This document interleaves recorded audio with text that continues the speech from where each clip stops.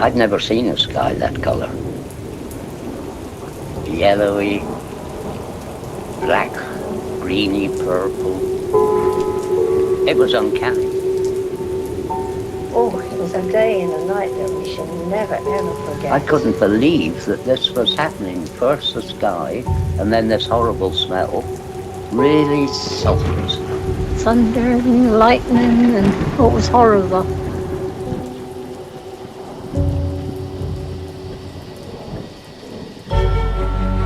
We're in very great danger from the pollution that's coming down over us. And we've been led astray by the military-industrial complex. Dangerous chemicals over us from Is the government experimenting with our weather? That's the question at the heart of a phenomenon called chemtrails, now getting widespread attention. Millions of tons of toxic poisons released by planes as part of the government plot to affect climate change. The government is up there in airplanes spraying all kinds of chemicals to change or manipulate the weather, leaving what you see there, and they call that a chemtrail. Geo-engineering. They say it puts poison in the soil. Tests show high levels of these chemicals in our rain and soil. Using planes to spray chemicals into the atmosphere to manipulate or control. And that's why health department records show a sharp increase in barium and aluminum in California's water supply. We shall propose further cooperative efforts between all the nations in weather prediction and eventually in weather control. The Army's need to know more and more about weather that surrounds this planet is a vital part of the expanded research program of atomic weapons. We all talk about the weather. The Army is doing something about the weather.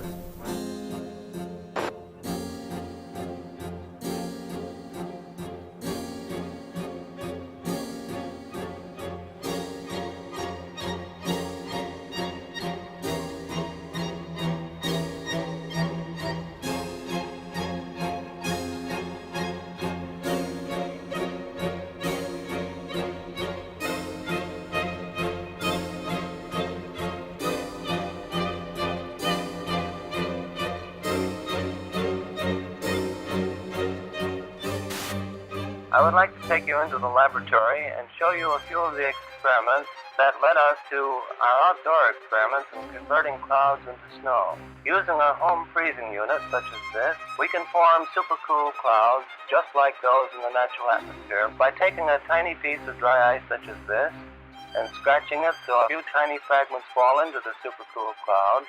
Long streaks develop. The particles grow very fast. They grow about 1 billion-fold in volume in a few seconds. Many millions of snow crystals form, and we get the same effect as is produced by dry ice. Dry ice is not particularly important as far as the fact that it's CO2. It is primarily important because it's colder than minus 35 degrees centigrade. This is a picture of the first cloud that we seeded back last November.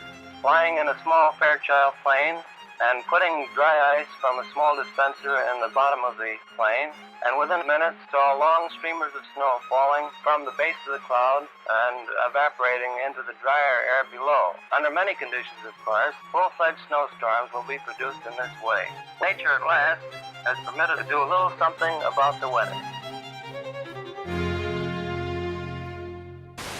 Using Schaefer-Langmuir techniques, the Army Signal Corps and Office of Naval Research began conducting many of these experiments.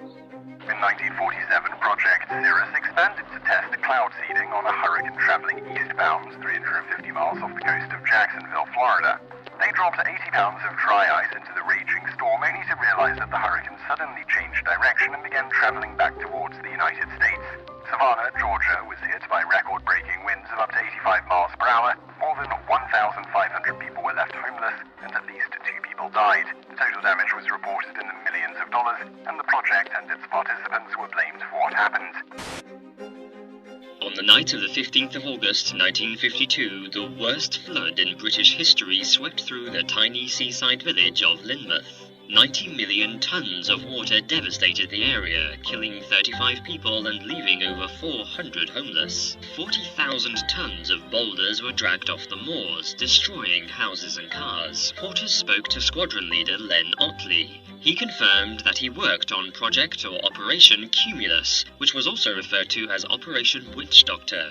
What's more, in mid-August 1952, Alan Yates, a lecturer at Cranfield School of Aeronautics at the time, was asked to take part in cloud seeding experiments. According to Yates, the artificial rain fell over Lynmouth and washed the village into the sea. Newly declassified documents prove that Project Cumulus was indeed going on the day of the flood that year.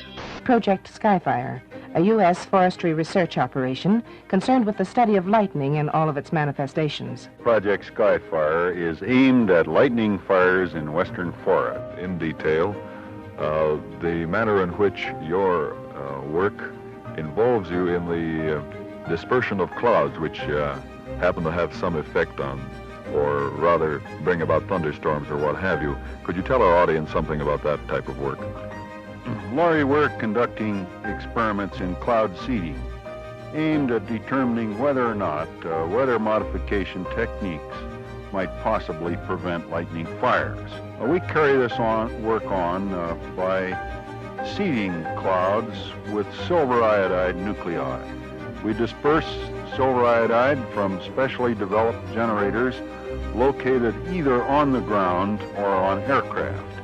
Our experience has been that we can do the best job through aircraft seeding. Again, man looks to his own efforts to increase the flow of water. Since the 1946 experiments of Dr. Vincent Schaefer, we have known that some clouds can be modified through seeding to yield additional precipitation. In 1961, Congress directed the Bureau of Reclamation to begin a long-range study of cloud seeding with the aim of eventually augmenting the nation's supply of water. The program, called Project Skywater, continues at many sites throughout the United States. Eventually, if the research program proves successful, the methods learned will become part of our nation's integrated water resources program. In 1962, during the Vietnam War, American forces responded with Operation Ranch Hand. Over the next 9 years, spraying an area about the size of Massachusetts with defoliants, the most notorious being Agent Orange. Large swaths of Vietnam were left barren. Enough food to feed 600,000 people for a year has been destroyed. Despite this sudden devastation, U.S. officials said the spraying created no lasting harm. Milton Ross, a Special Forces advisor near Pleiku, has a son born without the tips of his fingers. North Vietnam charged today that defoliants have produced many instances of miscarriages, congenital defects, and monstrosities among children. The Vietnamese government insisted the cause was Agent Orange. Although that war was long ago, there is lingering anger about the United States' use of a controversial defoliant spread by American aircraft on the jungles there. An epidemic of birth defects, brain damage, and rare cancers still affecting hundreds of thousands of Vietnamese today. According to environmental studies, high levels of dioxin could still be found in the soil in certain areas and had seeped into nearby lakes. Agent Orange was a safe product when it was used in the Vietnam War, and it's a safe product today.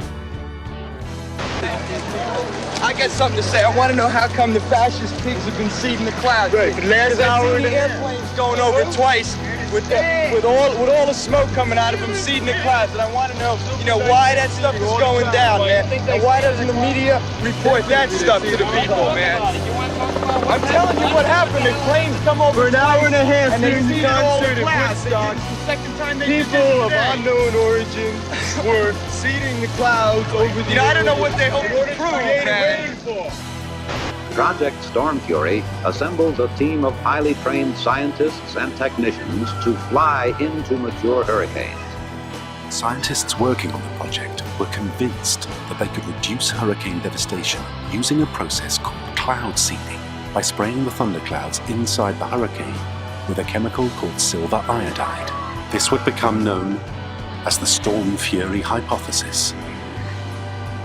The seeding planes fly across the eye and into these clouds, seeding the supercooled water droplets from the belt of maximum winds outwards. As the silver iodide turns the supercooled water into ice, the heat released during this process causes the seeded clouds to grow and develop into a new outer eye wall.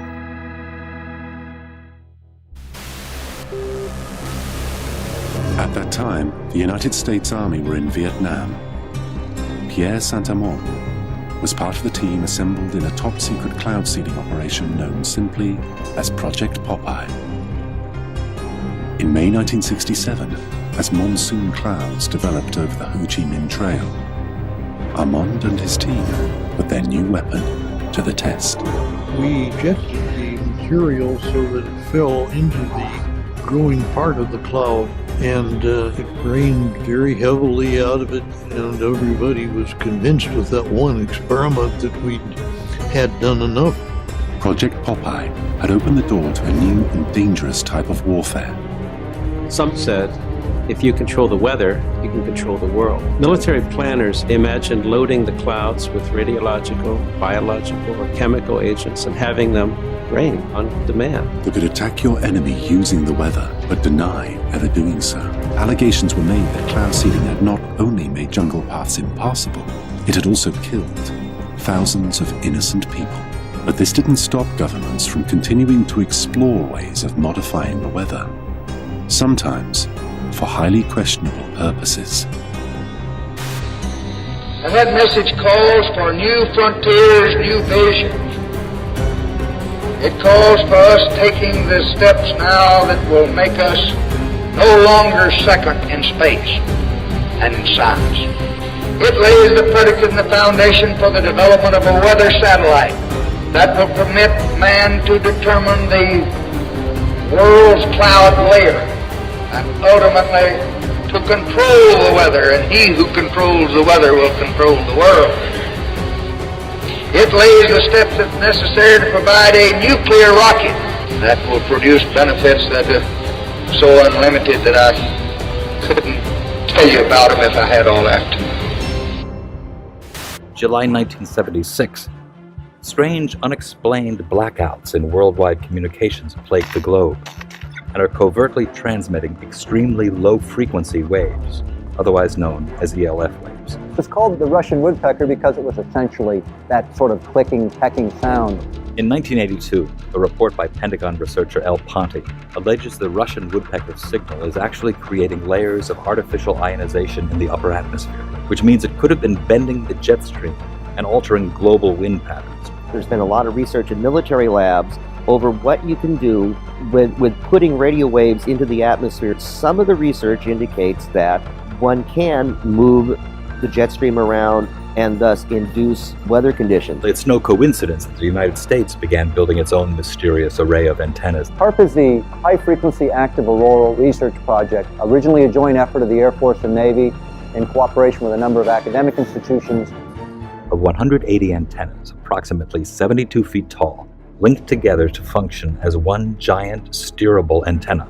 Steerable because it can aim millions of watts of ELF waves into one tiny patch of the atmosphere. HAARP is one of several ELF wave transmitters located all over the globe. Working in tandem, these transmitters alter the weather anywhere in the world, potentially changing the jet stream's course entirely. The intense energy being beamed into the sky by HAARP sends pulses of ELF waves into the ionosphere. The waves get reflected back down and pass through the Earth and ocean. But HAARP's startling potential doesn't end there. It's linked to a strange phenomena occurring in our skies. On clear days, you can often see long white lines being traced high in the sky. They are contrails of jet aircraft, actually long, slender clouds.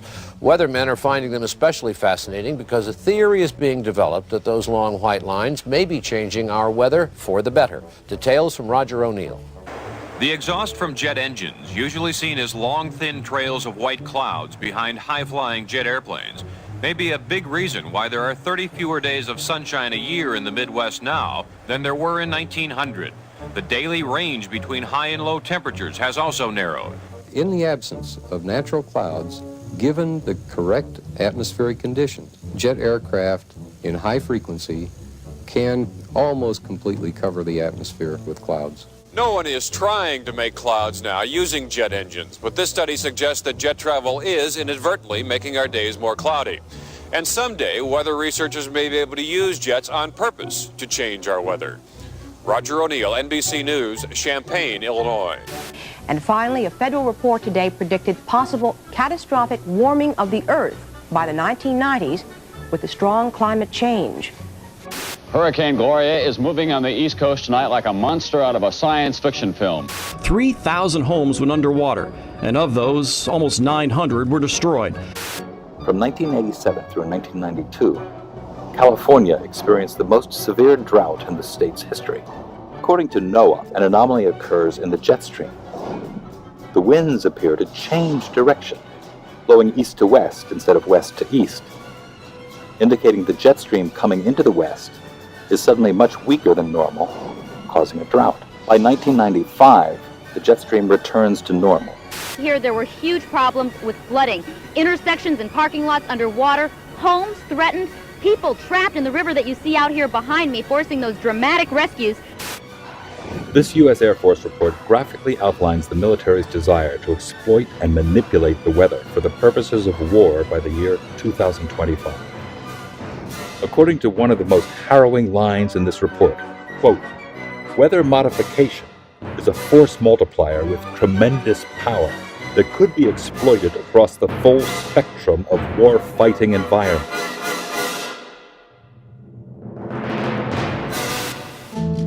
Man-made global warming is no longer just a theory about climate. It is the defining moral and political cause of our age. It is presented in the media as having the stamp of authority of an impressive international organization, From the IPCC, the United Nations Intergovernmental Panel on Climate Change, or IPCC. I've often heard it said that there is a consensus of thousands of scientists on the global warming issue and that humans are causing a catastrophic change to the climate system.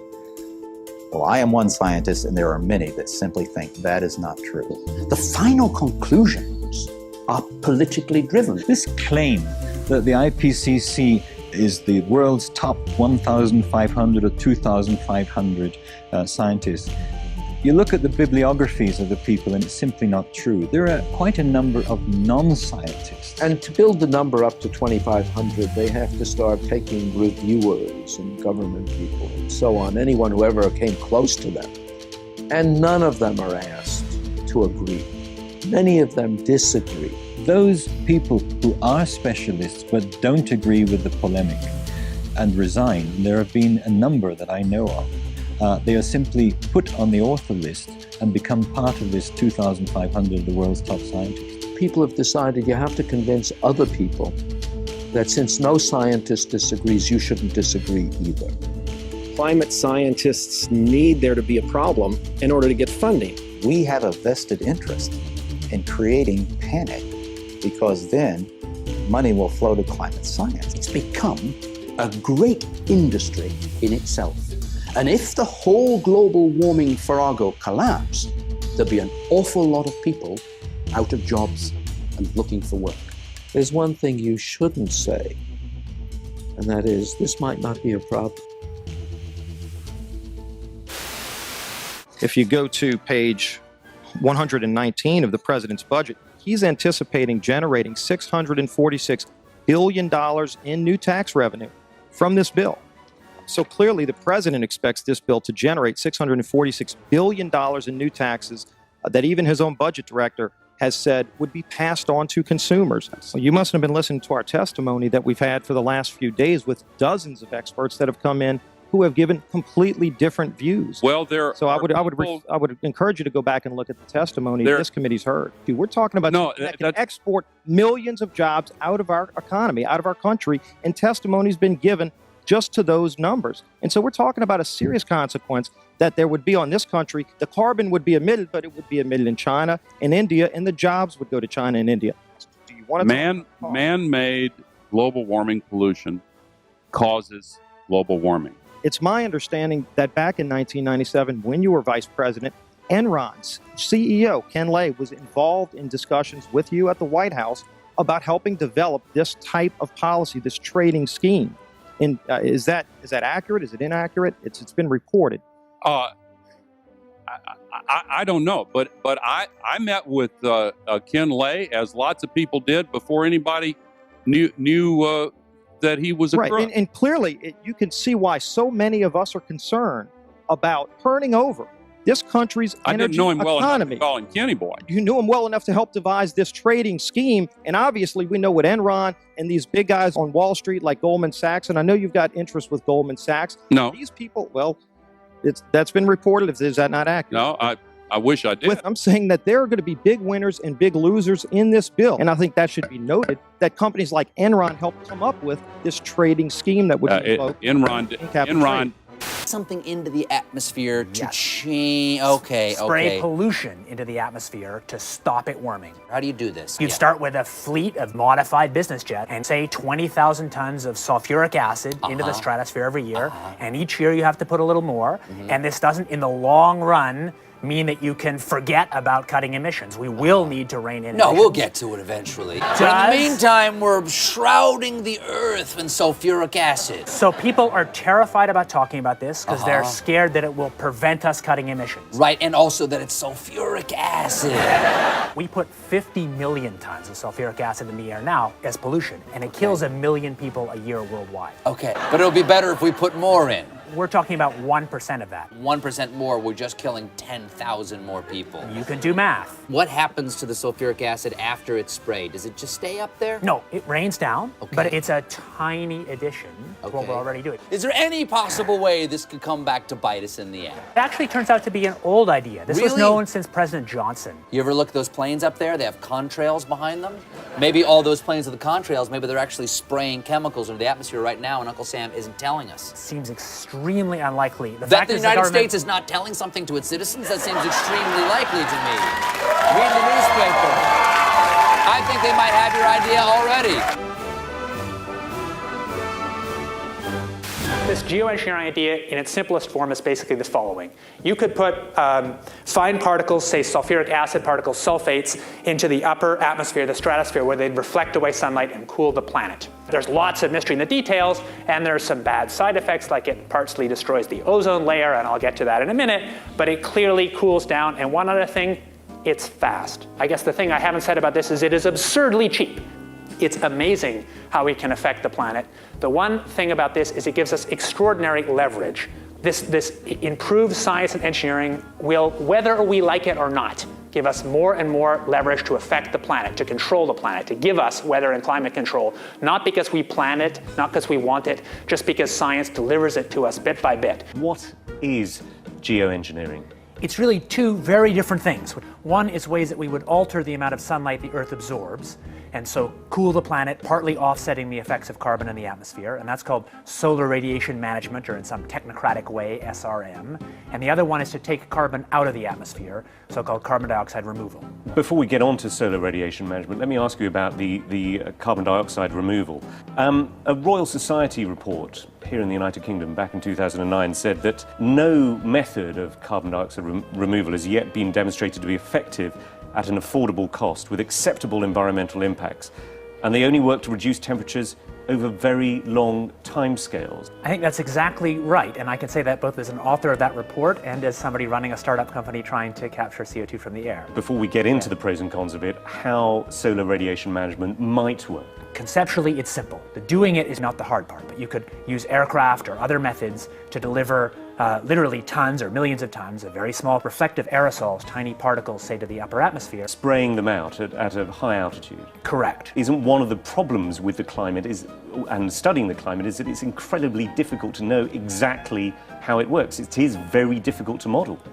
Sure, it's impossible to know exactly, but you can still learn a lot. So we actually ran a survey almost a year ago now that took data, high quality data, from 1,000 people in the UK, Canada, and the US to try and understand public support for research on these technologies and what kind of political leanings influence people's decision to be for or against. And in fact, we found pretty broad support for research. But that particular opinion survey that you're talking about, it also came up with the finding that 64% of subjects agree that humans should not be manipulating nature in the way suggested by solar radiation management. Exactly. Well, that would suggest that there isn't particularly broad support at the moment for the theory behind this. There's not broad support for doing it, and I think that's quite a healthy thing. I mean, I'm one of the people who, maybe starting 20 years ago, most helped to open the door to get public conversation going on this thing. How do you think, in that case, the public can be convinced, given that there is, as we saw with this project in Britain, tremendous skepticism even about research at what you say is a very, very benign level? Public opinion will evolve over a long time, and from my point of view, the goal is to try and make that public opinion be able to be shaped by facts as well as possible, and also shaped by people's values. It's not to promote this. So actually, well, it is in part to promote this. I mean, you're a great enthusiast for this, and as you said, you have your own private company, which is... my private company works on a very different part of it, which doesn't suffer from these governance challenges. But it is all to do with the issue of geoengineering. I mean, you know, it's an incredibly sensitive topic. I actually don't think my job is promoted. My job is to help clear thinking and clear knowledge about the tools we have to regulate climate risk, among them this one. And I'm perfectly prepared to find that results show that we should never do this. So if it works, and again, we don't know it does, it provides some protection in the near term. Isn't there a problem, though, that you could end up with different effects in different parts of the world? I mean, you could, for example, find that although you're reducing the amount of sunlight and the amount, therefore, that the Earth is warming up, rainfall is affected in different ways in different parts of the world. Absolutely. Essentially, the scientists and technocrats, including myself, I guess, are helping to invent a thermostat knob. But it's much easier to invent the knob than to figure out who should be in charge of it in a world with many states. No, indeed, and I want to come on to the governance, but I want to ask specifically about the science of this, which is how far can you tell whether the effects of solar radiation management are then going to cause perhaps a catastrophic loss of rainfall in a certain part of the world? At the moment, it seems to be hazy, this. I think it's not as hazy as that. So using exactly the same climate models as we've used to estimate the problems with CO2 in the atmosphere, the underlying climate problem, we've applied those same models and same techniques to look at this. And the results so far, I have to say, look pretty good. That's why we're paying any attention to it. Richard Branson himself, who owns the Virgin Airline Group, was quoted back in 2009 in the New York Times saying, if we could come up with a geoengineering answer to this problem, we could carry on flying our planes and driving our cars. Is going to cost a lot of money. And yet I mean, let's be clear here, you and your company are after Branson's money. The cheapest thing to do is to use the atmosphere as a waste dump. And if we want to stop doing that, we must have laws that restrict the ability to use the atmosphere as a waste dump. My question is, are you not concerned that you and your company, Carbon Engineering, is looking for money from people like Richard Branson? It's funded, I think, in part by Murray Edwards, who is a key figure in tar sands, which is seen as one of the dirtiest fuels on the planet. It is. Are you not slightly concerned about the people who you're getting into bed with? I'm happy to take money from serious folks who have a broad set of interests. No problem. First of all, I should say, for work on SRM, on these very high leverage technologies that have security concerns, I believe there should be no private action, there should be no for-profit action. I believe it would make sense for SRM to actually restrict or eliminate the possibility of patenting. Isn't your company involved in several patents at the moment?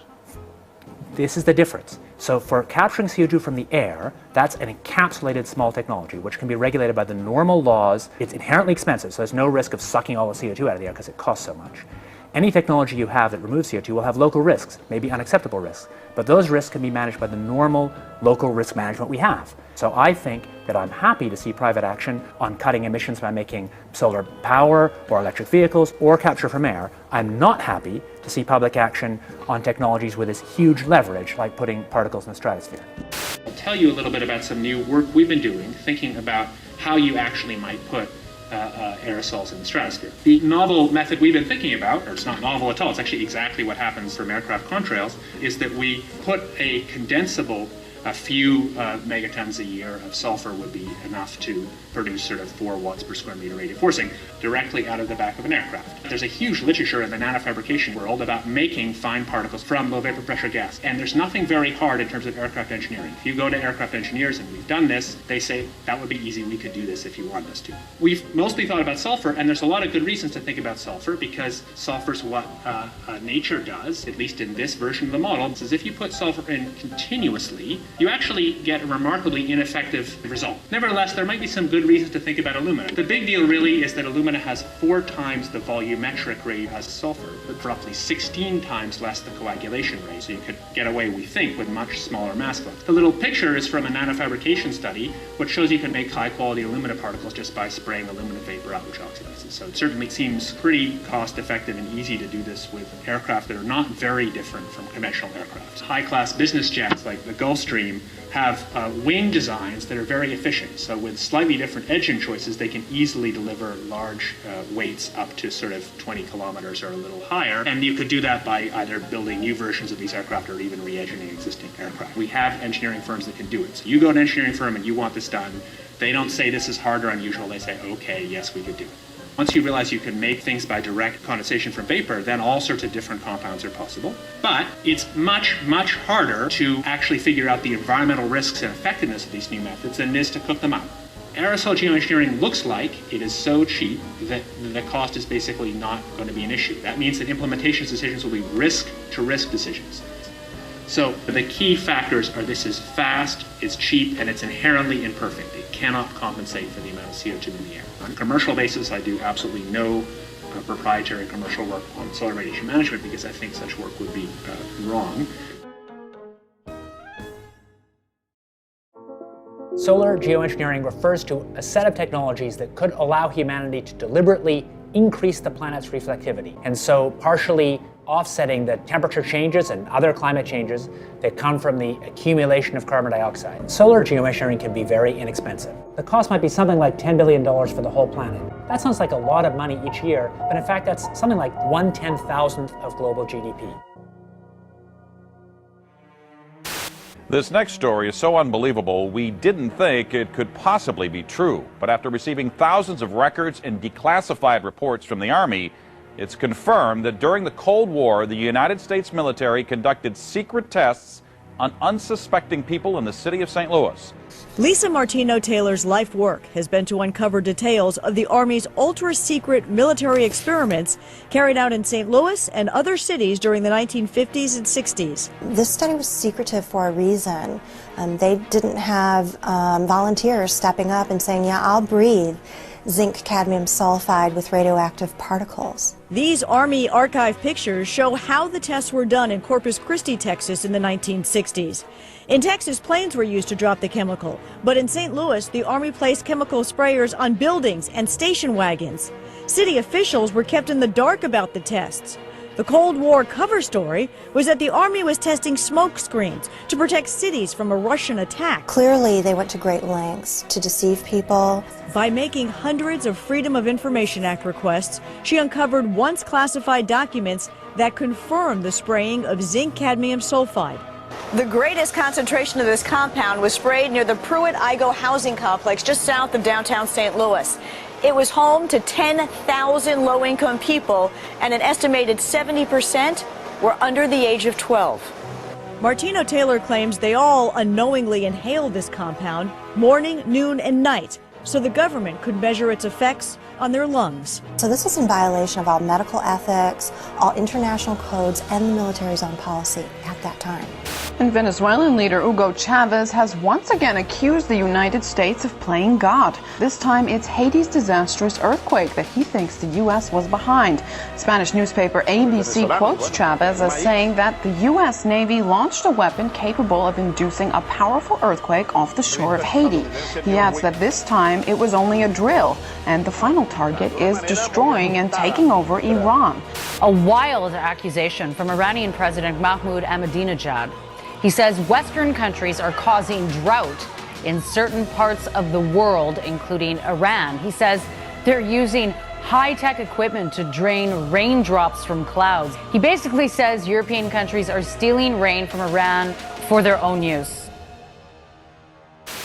You know, they were talking about climate change yesterday, and now we're learning that scientists and researchers are looking at how to change the weather on purpose. That's right. lasers now could one day manipulate rain and lightning. That's right. Well, as Mark Twain once famously said, everyone complains about the weather, but no one ever does anything about it. Well, instead of doing a rain dance, we physicists are firing trillion-watt lasers into the sky to actually precipitate rain clouds and actually bring down lightning bolts. When you have water vapor and you have dust particles or ice crystals, you can precipitate rain. It condenses around the seeds. These seeds can also be created by laser beams. By firing trillion-watt lasers, you rip apart the electrons, creating what are called ions, bringing down rain and even lightning. I remember reading the stories that China had used this during the Olympics, that the USSR had used this after Chernobyl to create rain clouds. I mean, did those really work then? We have some of these capabilities now? Inconclusive. Even in the 60s, the CIA used this to bring down monsoons during the Vietnam War. Governments have been playing with this thing. Alleged to. Alleged to, right. Yeah. Now, we realize that for decades now, these governments have been alleged to have experimented with weather control, but nothing conclusive. We're actually using trillion-watt lasers now. They precipitate rain out of water vapor. Sure enough, you can actually bring down electricity down the beam. The bad news is, if it's a clear blue sky, it's not going to do anything at all, because it only takes water vapor that's already in the air and condenses it. However, you name it, outdoor events and agriculture and flooding and even hurricanes, all of them could be subject to weather modification. Terrorists no longer the CIA's only priority. The U.S. intel agency now investing in weather?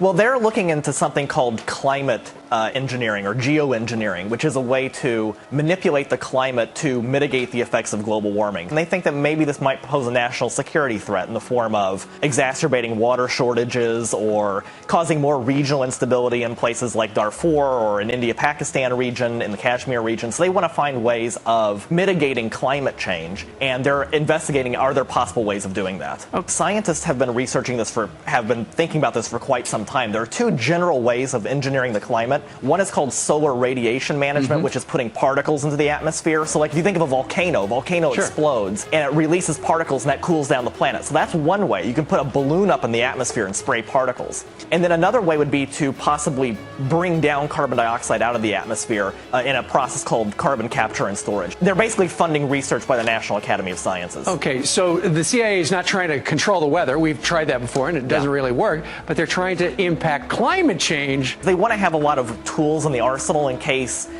climate change is as bad as some scientists believe it is. They want to have a way of mitigating it. You told one of our producers at this point it's pretty doubtful this is a viable terror threat right now. I don't see I don't see the CIA. Yeah, I don't think that it's going to be an immediate threat. It's definitely something that's going to be a long-term, decades down the line sort of thing. Well, there you go. Another example is the array of technologies, often referred to collectively as geoengineering. One that has gained my personal attention is stratospheric aerosol injection, or SAI, a method of seeding the stratosphere with particles that can help reflect the sun's heat in much the same way that volcanic eruptions do.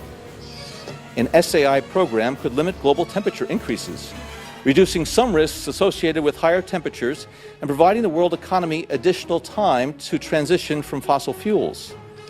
This process is also relatively inexpensive.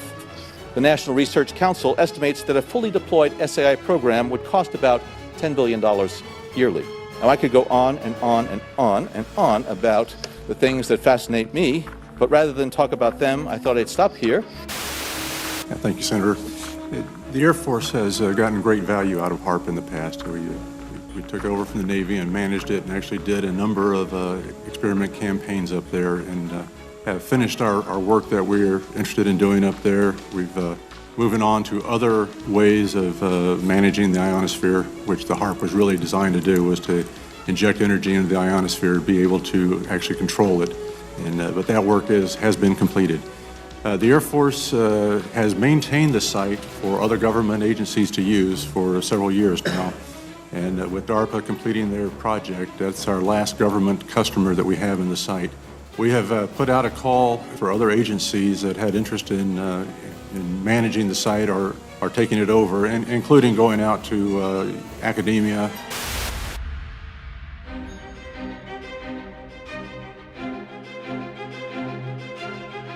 multinational corporations are modifying our weather all the time, and they're modifying it in ways that cover thousands and thousands of square miles. Programs are impacting microclimates needed for our crops to survive and needed for pollination. The other issue is that a lot of times we're talking about mitigation for climate change. It's rather an undefined term at this period of time. And so what happens is that many times we're talking about artificially putting chemicals like sulfur or particulates into the atmosphere in what they call geoengineering schemes to reduce, supposedly, global warming.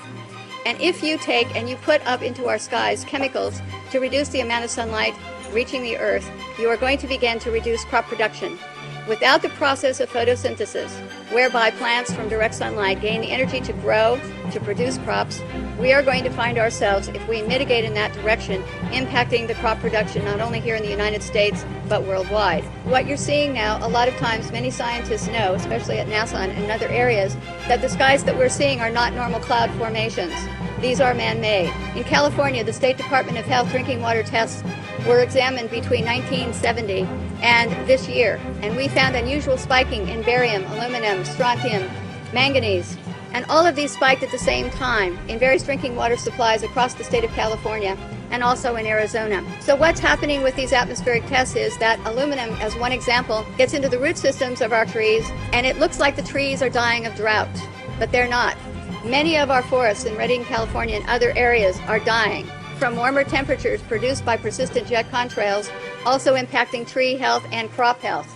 They know from scientific studies back in the 1970s that they deplete beneficial ozone in the atmosphere by releasing nitric acid.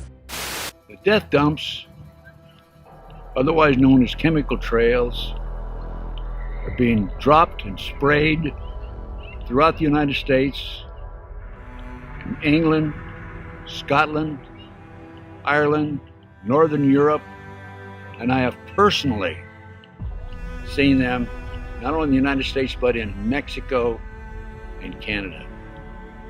Birds are dying around the world. Fish are dying by the hundreds of thousands around the world. This is genocide. This is poison.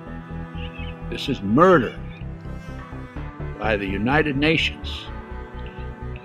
This element within our society that's doing this must be stopped. I personally have observed the planes in Lincoln, Nebraska at the Air National Guard. They have no markings on them. They're huge, bomber-like airplanes with no markings. This is a crime. Crime against humanity, crime against America, crime against the citizens of this great country. What is wrong with Congress? This has an effect on their population and their people and their friends and their relatives and themselves. What's wrong with the pilots who are flying these airplanes? They're dumping this crap, this poison, on their own families. Somebody in Congress has to step forward and stop it now. Thank you. I'm Ted Gunderson. I conducted air sampling, I conducted soil sampling, and I was getting high levels of these contaminants. When I started asking the question again under a new commander, I never in my life thought I would have somebody look me in the face and tell me, "Is there something wrong with you? You've been looking really depressed lately. You know I can put you under a mental evaluation for up to 120 days. Who would take care of your daughter?" Because I was divorced at the time. As soon as I heard that, I knew. It validated everything I ever thought. And I thought, I've spent 9 years of my life trying to protect human health, and here we are, violating law after law after law. Just sitting here, instead of protecting the people, we are poisoning the people. And you ask yourself, if this is true and we are spraying the people, where are the pilots? Where are the people? I don't know if you pay attention, but look at Snowden. Look at Manning. People don't come forward because these supposed Whistleblower Act protections that you have are not enforced, they're not supported, and they really don't exist. Geoengineering is occurring, it's been occurring, it is not new, and your tax dollars are funding this. So it is unethical every day for all the other people that are out there that work in preventive health, or even physicians that aren't speaking about this. They need to. The biggest hurdle that we have is disinformation sites. I never say them, but I'm going to today, so that you know if anyone ever gives these to you as a reference to debunk you, it's Metabunk, and Chemtrail Science. Those are two websites that are ran by a government shill named Mick West. He is a computer gaming programmer who tries to tell you about persistent chemtrails. So somebody who isn't even credentialed in chemistry or physics or ecology, none of that, is trying to tell you that you're crazy. You have to understand that I have met people who used to be purposeful disinformation trolls, as we call them. These people are paid to get you on board to believe a website or an article. So I just want everyone to know and understand that of all things, of all the freedoms that we are losing, geoengineering is the #1 issue that we are facing. Because you can have guns and money and you can have everything. If you don't have food and water and you are dying of respiratory or neurological illnesses, what does it matter? So you've heard about vaccines and you'll hear, about smart meters and you'll hear about other issues. These are all systemic effects. We are getting overexposed to toxins. People will tell you fluoride's in the water, but it's not a lot. It is a lot because you're getting it everywhere in your food, water that you drink, and you're getting it in your vaccines. Our bodies cannot metabolize these toxins. There's the debate. Is it a condensation trail or a chemical trail, something with an additive in it? And I couldn't fight the chemical trail issue for a long time. Give me a reason, give me a motive. And so I started time-lapsing the sky. And there was this one day where I saw a series of planes go by, but one trail persisted and the others didn't. And as that trail slowly faded away, two other planes came along. One hit the exact end of it and another went through the middle. How could these planes be aware of, or better yet, even be remotely concerned with what's going on with the debris from another plane? And as I time-lapsed the sky more and more and more, and at higher and higher resolution as the technology improved, it was a godsend, because you could see even the little planes were part of the bigger program. So they had to be at a precise place at an exact time to reveal a disturbance in a trail that may have only been in the sky 10 seconds. It went beyond correlation. And we're dealing with a massive, massive ballet in the sky. Yeah. We've got a program that is loose on the planet and is this guise of climate change, but it is this program we're seeing at work. As I became more aware of technologies, I looked at these clouds, at these patterns with different eyes, with a different understanding. And what I've learned is that these chemtrails help the technology align these patterns, align these vibrational structures which direct our weather today. When I found out about this first, I couldn't believe that I had never seen it before, because I'm from County Wexford, which is known as the sunny southeast in Ireland, and we have always boasted the highest sunshine hours in the country, and we are also underneath one of the busiest air corridors in the world. When I started to find out about chemtrails, I started to look up and I realized that, yeah, these trails do linger all day, and they go horizon to horizon, and you look to your old photographs and you don't see these kind of trails. So I suppose when the penny dropped was when I saw what in the world are they spraying.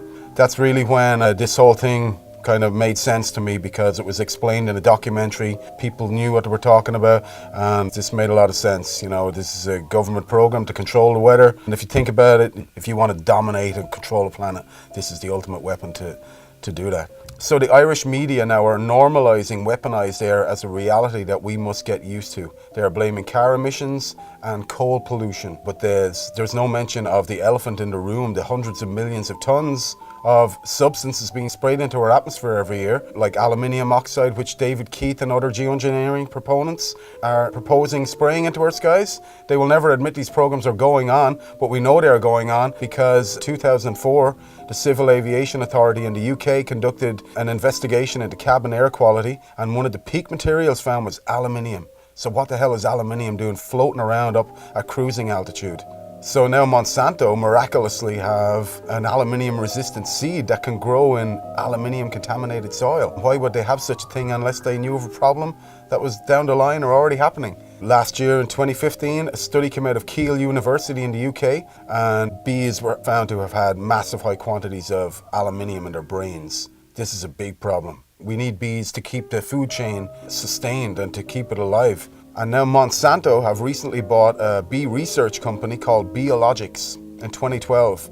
And they have genetically modified a bee that can only pollinate Monsanto crops. And also, this bee is resistant to all pesticides. So why would they want to design such a Frankenstein creation unless they knew of a problem that already existed or a problem that was in the pipeline. Dementia now is the biggest killer in women in the UK. And what's the main cause of dementia? Aluminium accumulation in the brain cells. We are in the fight of our lives. All sources needed for life to exist are under direct attack from these programs. Oxygen, sunlight, and water. Once you know about this, you have a duty of care to get involved. As a caretaker of this planet, we must all come together to stop these programs because we can do it. Once you find out this is going on, you understand that the air you breathe is being compromised. Things don't get any worse than that. You're standing at the end of the plank, what else do? You got to take action, otherwise you are condoning what's going on. Silence is compliance. So we got to speak out. We spend a lot of time outside looking up at the sky, and not a lot of people do that anymore. March 14th, 2014, in Eureka, California, I was driving the vehicle with my 2 kids, and we were watching this chemtrail for about maybe like 5 minutes it had been going. And I noticed that there was this large flash that lit up the entire sky, similar to what lightning would do. So we're driving towards the sunset, and the drone was coming this way, and it came over, and about there, that's when we saw the light, and then it went straight down from that angle. The difference that I'm finding when I see a drone spraying compared to an airplane spraying is when the drone sprays, it seems that it's more of an upward angle from the ground to the sky, as if it was launched from right below where it was. And with the plane sprayers, it seems like they go from one side of the horizon to the other side. The reason that the people probably stand on the sidelines is because, you know, they don't really want to stand out. And I don't mind standing out. That's part of my personality since forever. So, you know, everybody's in their car looking down, watching the news. I'm outside, looking up. I've become aware, and it seems to me like more people need to be aware or should want to be aware. My name's Jack Falsrock, and I'm Madra Maui. I grew up on the east side of Mount Shasta. We went out and hunted and gathered all of our food all the time. That's when I first started noticing that something was wrong with the earth.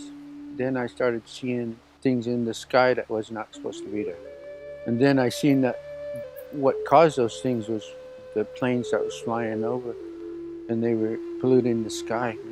And I was wondering why don't they care about the sky? What I noticed, you know, is this really strange weather. You know, it really disrupts everything. You know, I noticed that too. You know, how when it gets cold, sometimes.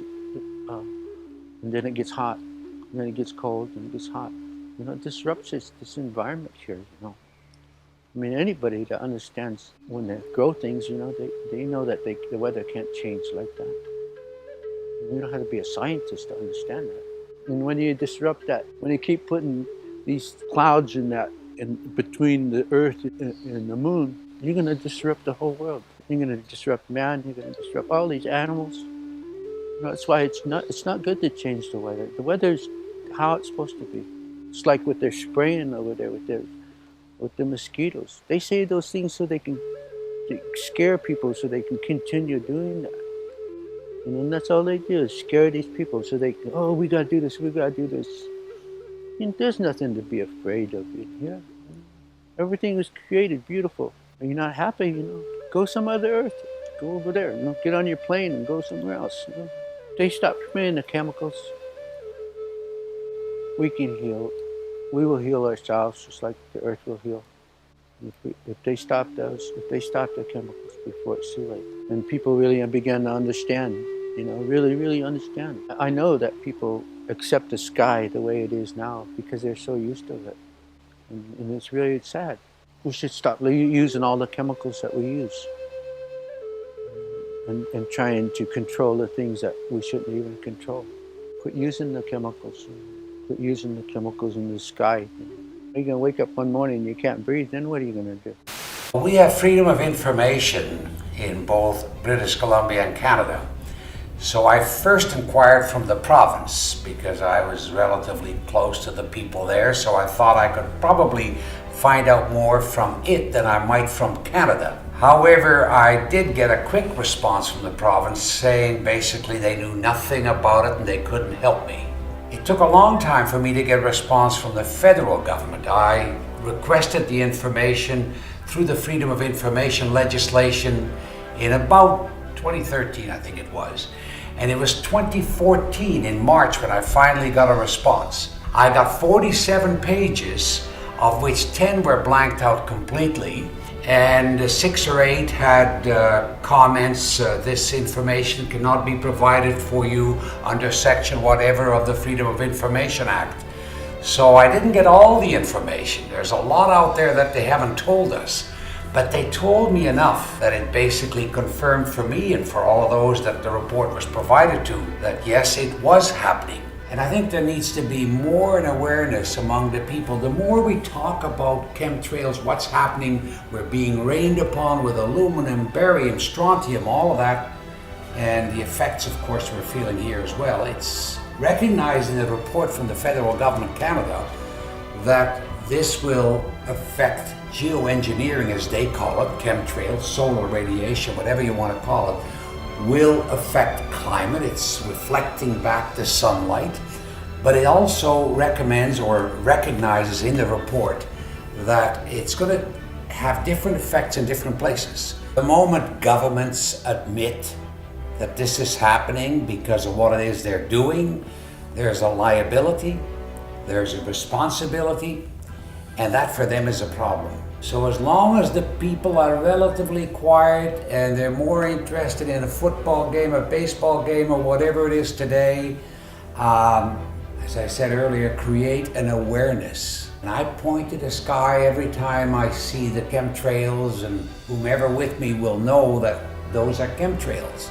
If I'm not doing it, my wife will certainly do it. Lillian points it out every time to everyone, and that needs to happen. I guess for the most part, the populace still thinks that governments can't do that to us. It's impossible that it's happening. Mm-hmm. If the government came out, or the bureaucracy or whatever came out and said, we're very involved in genetically modified foods, or we're creating chemtrails, which means that you're being rained upon with aluminum or whatever, that would probably not go over too well. That would be politically very unpopular. You would have an outcry, you would have a protest, you would have a mini revolution. So they're going to try and keep it down as much as possible. You're not going to see a whole lot of politicians or bureaucrats jumping on it. The pressure is going to have to continue on. There's got to be a lot of it. It obviously, the result will be enormous public awareness. Once aware, they're going to fight it. They're going to be on our side. We're going to be together on the issue. That's important. I first got into chemtrails when I had some solar panels fitted onto my roof, and I noticed on the days that the sun was out, it was great, 4 kilowatts, happy days. And then I noticed some days it got down to 1 or 2 kilowatts, when actually the weather forecast sun. I'd never taken much interest in the weather until I was earning money out of it. And then when you find out you've earned only a fifth of what you should have earned according to weather forecast, then something wasn't quite right. And I'd never heard the word before, chemtrails. And then when I went and looked it up on YouTube, I couldn't believe that somebody would actually spray the sky with lines deliberately. And yet, as the weeks went by, I found out absolutely it's true and they were doing it. And it was costing me money. There's other subjects that have come along in the meantime when I thought, is there anything that could be done to stop this? And having found other subjects, people like Wilhelm Reich's name was coming up, and even later Tesla. Wilhelm Reich, very, very clever person in as much that he realised there's an energy in life that's very, very powerful and important and is related to good health. And after many years of investigation, he found out there were some fantastic properties to this, and he called it orgon, which is related to ether. Other people came along, people like Trevor Constable, who looked at generating and changing the weather with certain pieces of equipment. And this isn't the use of chemicals, this is actually the use of equipment which reacts with ether, and it's perfectly 100% natural. Wilhelm Reich actually found out there was amazing cures with ether, and one of them was cancer. He actually cured the people that the hospitals discarded and put them on the scrap heap basically and says, we can't cure you. And Wilhelm Reich virtually cured every single one of them. He understood what ether was about. And how he found out about the cancer is that when you change the frequencies of DNA, the DNA loses all its instructions. And that means that the DNA grows distorted and it can't grow the way that it should grow. In other words, if it's part of your skin or it's supposed to be part of your kidney, it grows into a deformed piece of the body that shouldn't even be there. But by correcting the frequency, the DNA goes back to grow how it should do. And that's one of the amazing things he was working on. Tesla proved beyond any shadow of a doubt that he can actually tap into the energy which is already there. And what I mean by that is when you have two opposing potentials, you can tap in the difference between the two potentials, and that's your energy that you're actually creating. Now, Tesla said something that I thought was very interesting. I only found this out recently. He talked about ether, and he made this statement that ether controls magnetism, electricity, and all energy. Now, to actually come out and say that, he must have had some basis as to why. We know that Tesla based all his works on facts and many, many experiments. And of course, we use many of Tesla's technology today, both in electricity, magnetism, etc. And so we're in a position now where we're looking at equipment that Wilhelm Reich manufactured and made. We're looking at the way that he used it and he generated it. Now, Wilhelm Reich, he actually was called into places like California when it hadn't rained for months and months. In fact, some of these poor farmers were going bankrupt. He actually went to a place where it hadn't rained for many years, and after about 6 weeks, he did start to develop a very small amount of rain, but a moisture came into the area where all the plants started to flourish. According to what his daughter said, that area continued to flourish for another 50 years. The other thing that Wilhelm Reich noticed is the texture of the rocks changed from being crumbly to having some body back to it again. So when we talk about ether, we're not talking about just weather modification or health to the body. Ether must be some kind of energy which controls, as Tesla said, everything. It's like the link that ties and controls everything together, whether it's energy, magnetism, or electricity. I would love to be able to use ether to bin 1, 2, 3, 4, 5,000 square miles of chemtrailing. That would be fantastic, before they use it for all the other agendas. And if we could do that, happy days, because that's what a lot of people are looking forward to, a day where all this crap is not in their control anymore. And I believe if we could master this, ether will do exactly that.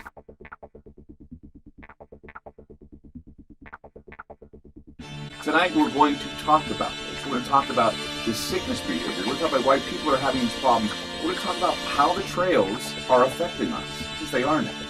There's no doubt. Even the EPA said so. They just made mention of it about, a couple months ago, actually, last summer. They admitted it. The EPA said it's affecting you. 888-673-3700. That's 888-673-3700. I'm Clay Lewis. You're listening to Ground Zero, and we'll be back. In the United Kingdom, they just published their mortality statistics for 2016. And you'd expect, okay, what's top 3? Cancer, heart attack, stroke. Always has been. Number 1, dementia. Number 1. Which of course includes Alzheimer's, which is caused by aluminum. They found carbon nanotubes in Parisian lungs. In Turin, half of the children had severe DNA damage from nanoparticulates. And there's a study that came out recently showing how nanoparticles interfere with the nuts and bolts of the internal workings of your cells and cause rheumatoid arthritis, which is just one of the very many autoimmune diseases we're all coming down with. We don't need any more evidence. We need to get this out into the public consciousness and say, oh, hell no. I wanted to let you know that there was a study that was released back in the summer of 2016, the Environmental Protection Agency. They declared that emissions from jet engines endanger the health of human beings and the environment. They pointed out, they were investigating the possibility that lingering contrails, this is what they called them, lingering contrails contribute to dangerous heat waves, more powerful storms, lengthening of fire seasons, and other dangerous consequences. Well, there's a new study about air pollution that's revealing that, once again, the particulate, the aluminum and barium that we talk about in the trails, is creating dementia. For older women, breathing air that is heavily polluted by metals and other sources of fine particulates nearly doubles the likelihood of developing dementia, and the cognitive effects of air pollution are dramatically more pronounced in women who carry a genetic variant known as APOE, that's APOE-E4, which puts them at higher risk for developing Alzheimer's disease. There are so many things going on, and it's because these nanoparticles are disrupting the workings of our cells. Our bodies attack ourselves and it goes nuts. But just concentrating on what's being sprayed is only half the story. The electromagnetic aspect of this is devastating. The Russians were using the woodpecker program back in the 80s. They could change it right here. Yeah, because it's very long wavelength. It travels a very long distance. And it's such simple technology. Our body's resonant frequency is 5 hertz. All you have to do is just point that at someone and it's, if you pick someone up and shake them at 5 times a second, they'll fall apart. There's so much research on the cognitive, physiological, and other effects of electromagnetic radiation on our bodies and our minds. And, put a burrito in the microwave, it does something. You'll often find you just be going about along with your day and then suddenly bam, you're extremely tired, you just have to sleep. And you'll find a lot of people at the same time will have those things. You'll have people getting similar muscle spasms in different parts of the body all over the place. I mean, it's full spectrum warfare. I mean, the electromagnetic, the spraying, all these sort of things. In Scotland last year, between 2014 and 2015, the death rate from respiratory failure went up 14% in 1 year.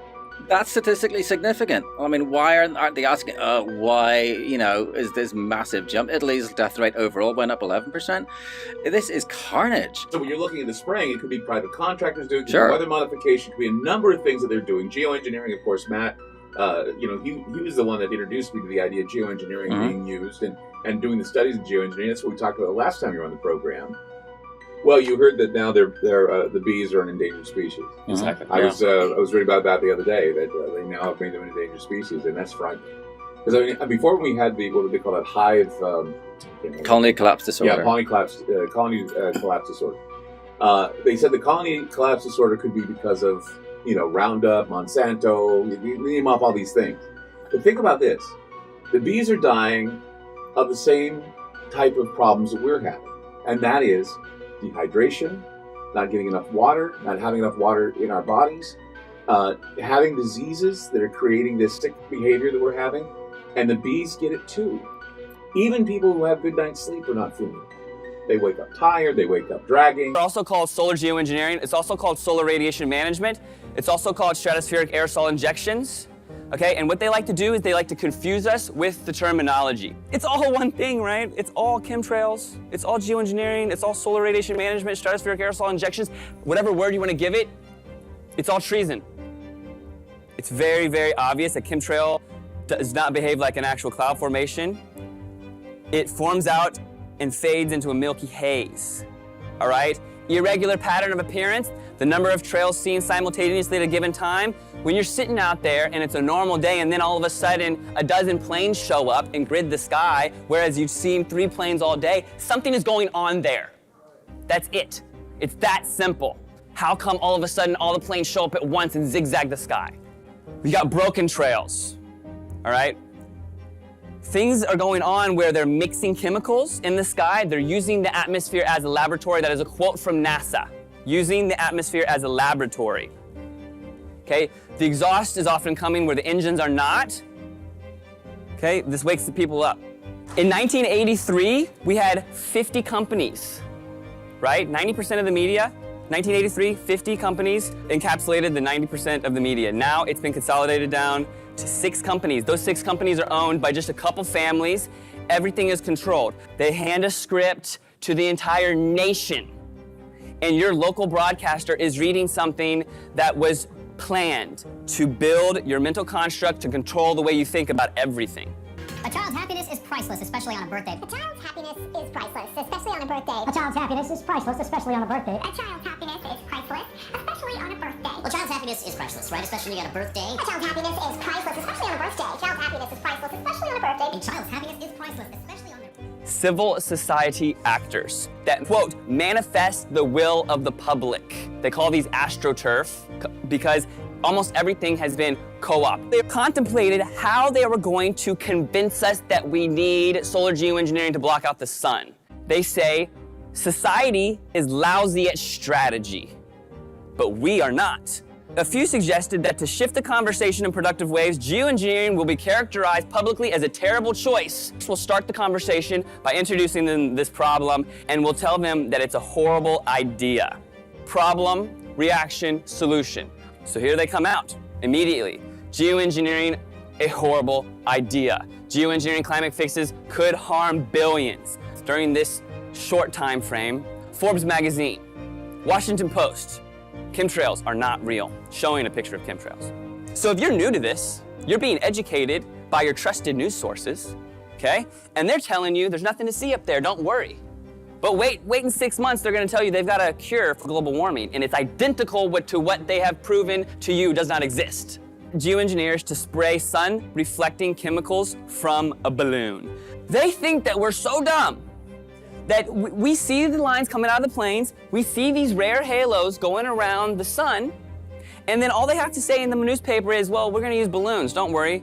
Geoengineering gets green light from federal scientists, 2017. March 25th, we've got new clouds for you, 12 of them. 12 new clouds?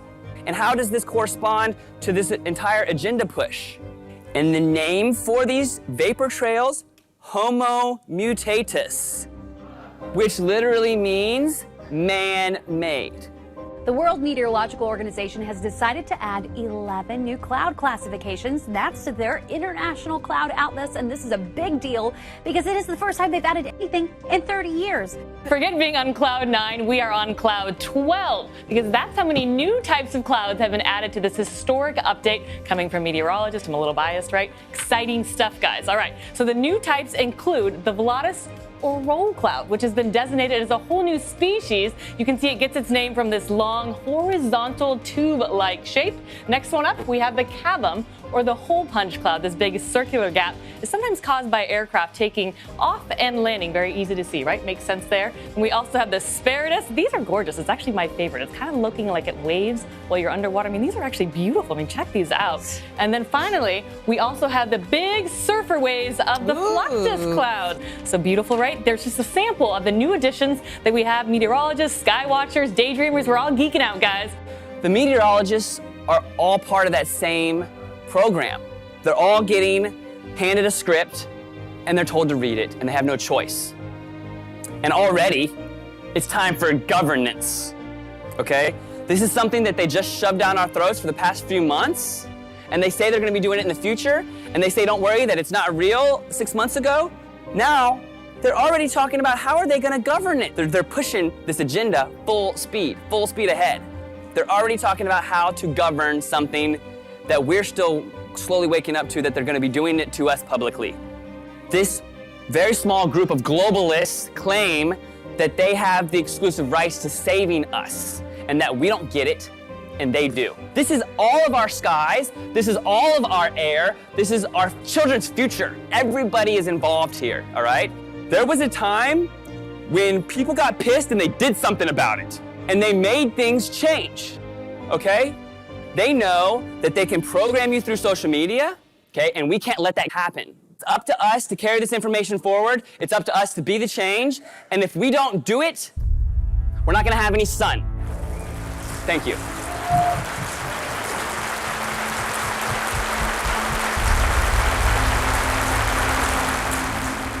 For in the final analysis, our most basic common link is that we all inhabit this small planet. We all breathe the same air. We all cherish our children's futures. And we are all mortal. Geoengineering, chemtrails, forced vaccinations, population control, weather modification, war games. We have not given consent. You cannot spray the atmosphere with toxic chemicals and expect no ramifications. These chemicals go into our food, our air, and our water supply. Ill effects of these have been recorded as headaches, flus, breathing problems, skin problems, and my major concern is Alzheimer's disease. Aluminium causes nerve damage. Fluoride in the water works with aluminium in the air to cross into our brains. At this moment, about 24,700 young people around the age of 30 and above have Alzheimer's. In the next 10 years, 400,000 people in Australia will have dementia. It is now the third leading cause of death in Australia. About 10 years ago, I did a degree in environmental management. It's concerning to me that in that short time, we were brainwashed to believe in population control, that our Earth could not sustain itself if we didn't intervene. The Earth has enough resources for everyone. We need to change our thinking, but also change our actions. If you have never heard of these terms before, then please start looking at the sky and make your own decisions. It's not like they can hide the spraying.